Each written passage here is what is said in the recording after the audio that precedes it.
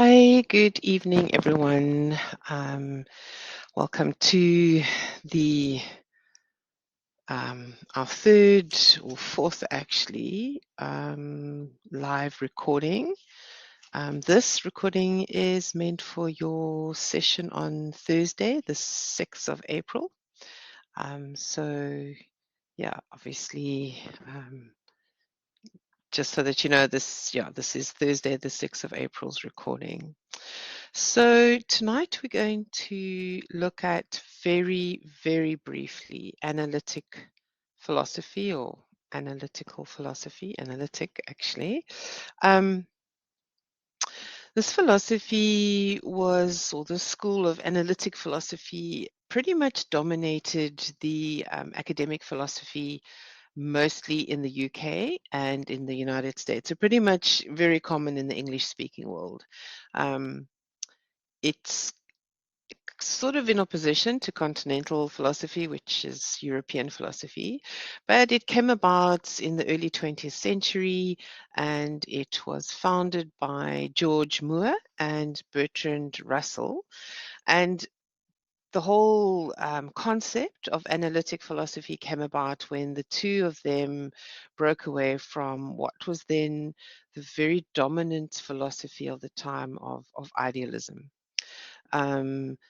So yeah, they just wanted to, for them, this whole concept of idealism, they wanted to ground things, and it started out really as an alternative to idealism, but more from a language perspective. So they wanted to connect language to reality. So all the ideas of thoughts and thought processing, for them it was about your language and how you connect that to reality. So their main focus was on the meaning of terms, the meaning of words, meaning of propositions, understanding phrases, words, syntax, the order of words, just analyzing meaning basically in general. And because of this emphasis on language, analytic philosophy was widely thought of, and maybe mistakenly so, but widely thought of to involve a turn towards language rather as the subject matter of philosophy, as opposed to thoughts and ideas and questions. And it was taken to involve sort of like the accompanying methodological turn towards more of a linguistic analysis, which wasn't really the idea, but it kind of went into that direction. The Bertrand and Moore, for them, the other significant feature of this analytic philosophy is because the philosophy was more what's the word? Uh, uh, Not so much the broad synthesis of philosophy, but in its methodology was offering a more narrow focus on discussion that kind of that probed specific meaning and intense attention to detail. The idea behind this philosophy is not to find new meanings into concepts, but rather very intentionally to remain neutral and to rather analyze concepts and not so much interpret them. So it's really difficult to define this philosophy in terms of its kind of intrinsic features or its fundamental elements, philosophical elements. It's really difficult.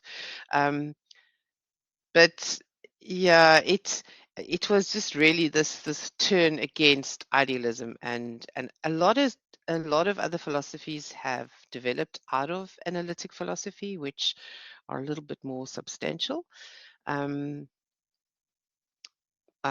yeah, and this analytic philosophy is very specifically to do with meaning of language.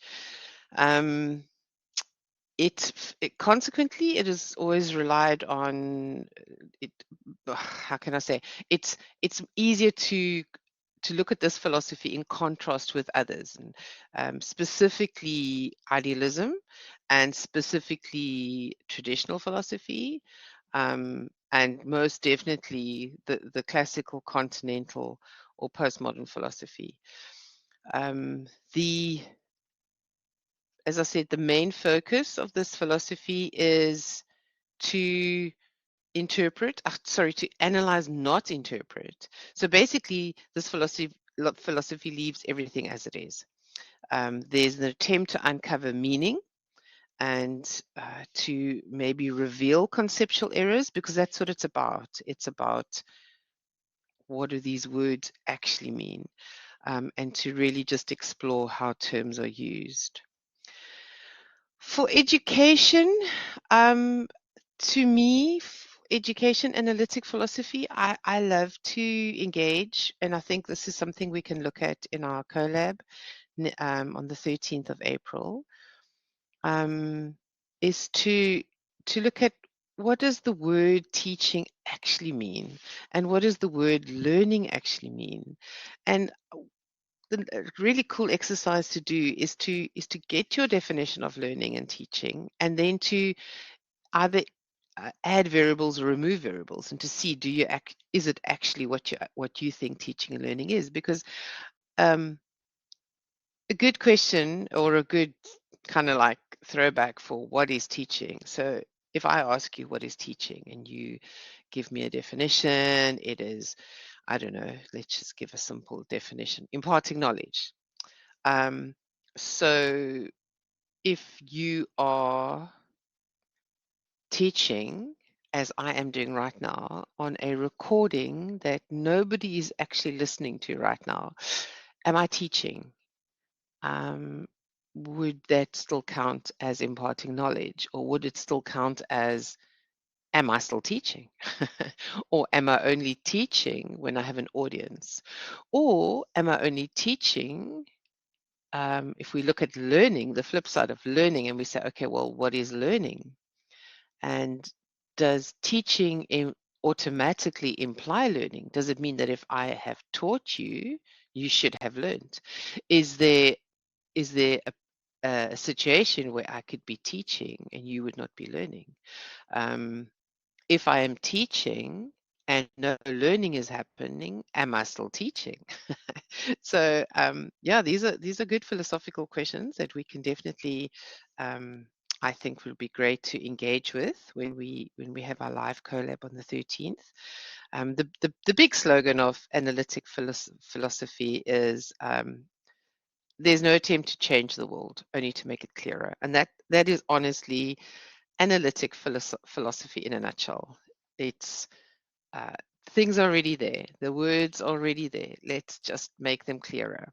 And I think there is nothing more unclear or nothing more fuzzy than education in South Africa at this stage. And I think from an analytic philosophical point of view, I think it would be of great benefit to the country if our leaders in education, the people who are actually designing our curriculum, deciding what education is, if they were just to sit down and brainstorm what their definition is of education and teaching and learning, and what is the best way to actually make sure that that is happening. So um, that is definitely analytic philosophy in a very even smaller nutshell than pragmatism and existentialism. But think about it, and think about what what is your meaning, what is your definition for teaching and learning. Um, and another great question is awareness a form of learning? If I am aware of something, have I learned it? Is that my learning? Is learning more than awareness? Is learning internalizing knowledge, or is learning applying that knowledge? Is learning, what is learning, and how do I know that learning has taken place? So these are all really good educational questions, and I would absolutely love to engage with these um, debates and questions, philosophy with you on the 13th. So think about them, think about how you would respond.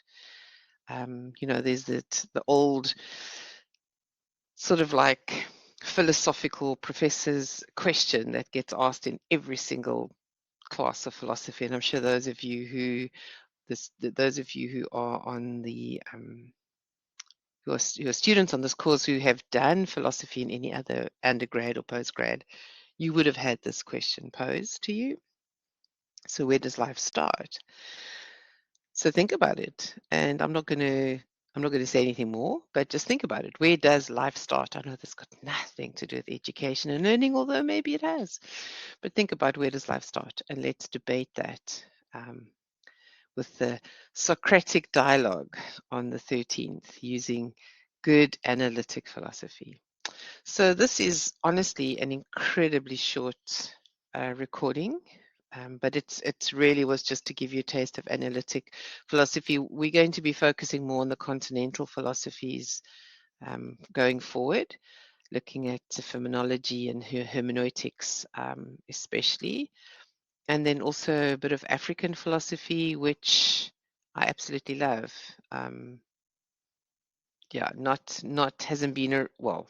It's not that the philosophy has not been around a long time. That has obviously been around a long time, but the fact that we are actually looking into it and studying it and analyzing it and engaging with African philosophy makes me really excited because it's it's new, I think, to a lot of us. I think a lot of us dominant European people, it is very new, and it's refreshing. I find it very refreshing because, oh, don't get me started on African philosophy, but I just find it simple, back to basics, refreshing, totally uncomplicated. But that's the 13th of April's conversation. You have a great week or a great weekend, and we will catch you again on the 13th. If I can maybe suggest that you have a look on VC Learn, read up. There's an article on VC Learn about analytic philosophy. I think there is also a video. Yes, there is. There is a video. So maybe just read the article and watch the video as well, just in preparation for the 13th. I actually wanted to upload the video onto this, but it became a bit of a technological complicated exercise, so I did not. But on VC Learn, there is a video as well as an article that you can read.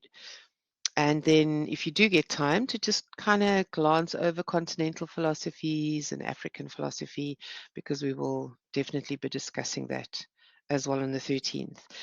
Then also just to add, and I will put this in the announcement, I have attached your ICE Task 2. I have added that to more resources. So if you go to more resources and under ICE activities, you will see that ICE Task 2 has now been uploaded. Just going to give you a quick rundown of what it is. So you have to decide or choose between pragmatism or existentialism as one of your chosen philosophies. And then I would like you to choose a topic. You're basically going to be designing a lesson plan that reflects the underlying principles of whatever philosophy you've chosen. And you can select a topic, assuming you would select a topic as related to your field of interest or the field that you are lecturing in. And then using, as I said, the basic principles of that particular philosophy, its metaphysical and its epistemological, underpinnings. I would like you to create a lesson plan. Your lesson plan must be for about a lesson that's about an hour in length. And you will be presenting this lesson to undergrad students. And in the ICE instruction, you will see a guideline of the structure. So you're going to list the objectives of the lesson, including a brief summary of the content that you're going to be teaching, provide a basic practically orientated outline of how your lesson would proceed. And including in that, you define your role as the teacher, um, your role in actually your role as the teacher in actually teaching the content, and then your role as how would you check that learning has happened? How would you engage with your students? In other words, just the whole practical side of the lesson. And then just save your lesson. So you're going to type it up in Word, save it, and then you can just upload it onto the link for iStask 2. I see that Dr. Praveen has already done hers. Well done. That's like way amazing, because I don't think I've ever had a student that has actually gone ahead and done activities. So this iStask is based on an activity on VC Learn. I've just changed it slightly so that you can actually choose between pragmatism or existentialism for your lesson plan.